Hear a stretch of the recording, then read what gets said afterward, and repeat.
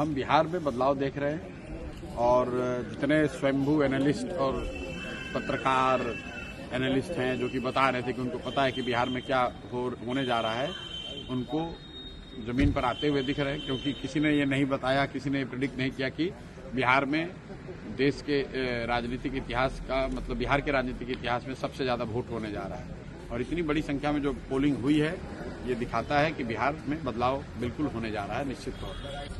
और बिहार में इस बार चुनाव में महिला एक्स फैक्टर नहीं है, बिहार का युवा एक्स फैक्टर है, बिहार का प्रवासी मजदूर एक्स फैक्टर है, क्योंकि वो अपने घर की महिला को बता रहा है कि वोट इस बार किसको देना है। 10,000 रुपए के लालच में अगले 5 साल का भविष्य नहीं बेचना है। तो नीतीश कुमार का ये दाव उल्टा पड़ने वाला है, क्योंकि लोग पैसा तो लिए हैं लेकिन उनके कहने पर वोट नहीं देंगे। ये फर्क आप समझिए।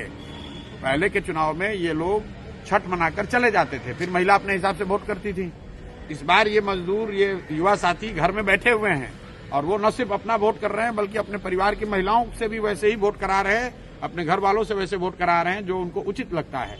तो इसलिए बिहार के इस बार के चुनाव का एक्स फैक्टर युवा है, बिहार के चुनाव का एक्स फैक्टर प्रवासी मजदूर है।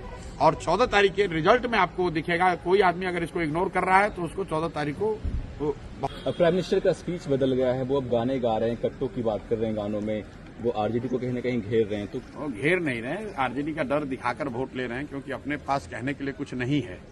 तो पीछे कई दशकों से जो एनडीए है, भाजपा है, नीतीश भाजपा है, ये लोग का सबसे बेहतर वोट लेने का तरीका रहा है कि लालू जी का डर दिखाओ, जंगल राज का डर दिखाओ और वोट ले लो, ताकि लोग ये कहें कि भाई काम हुआ ना हुआ हो, कम से कम जंगल राज तो वापस नहीं आना चाहिए। लेकिन इस बार वो स्थिति बदली हुई है। प्राइम मिनिस्टर ये जो कह रहे हैं वो शायद उनको जमीनी हकीकत इतना पता नहीं चल रहा है। अगर आप ये कह रहे हैं कि जंगल राज नहीं आना चाहिए तो लोग कह रहे हैं ठीक है नहीं आना चाहिए, लेकिन आप क्यों आना चाहिए, जनसुराज आना चाहिए।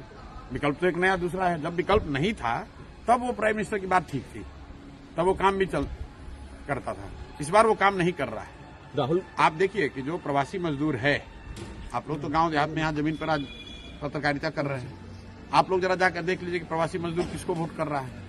कल तक तो एनडीए को वोट कर रहा था, वो तो मोदी कर रहा था, आज तो वो नहीं कर रहा है। वो तो बिहार में फैक्ट्री रोजगार चाह रहा है और अमित शाह कह रहे हैं कि बिहार में तो फैक्ट्री के लिए जमीन है नहीं। तो इसका मतलब है कि आने वाले सालों में भी बिहार में फैक्ट्री नहीं लगेगा। अमित शाह ने खुद कह दिया, तो बिहार का युवा उनको क्यों वोट देगा। अगर फैक्ट्री लगाने के लिए सिर्फ गुजरात में ही जमीन है तो फिर बिहार का युवा क्यों वोट उनको देगा यहाँ। और ये पूछिए आप लोग कि अगर फैक्ट्री के लिए जमीन नहीं है तो ये जो बड़ा बड़ा सड़क सब बना है, जिसमें कि यहाँ के यहाँ पंजाब, आप बंगाल को गुजरात से जोड़ रहे हैं, वो सड़क बनाने के लिए जमीन बिहार में कहाँ से मिले। तो आपको अपना सड़क बनाना है, नेशनल हाईवे बनाना है तो बिहार में सड़क जमीन है, और बिहार के बच्चों के लिए फैक्ट्री बनाना है तो कह रहे कि यहाँ जमीन नहीं।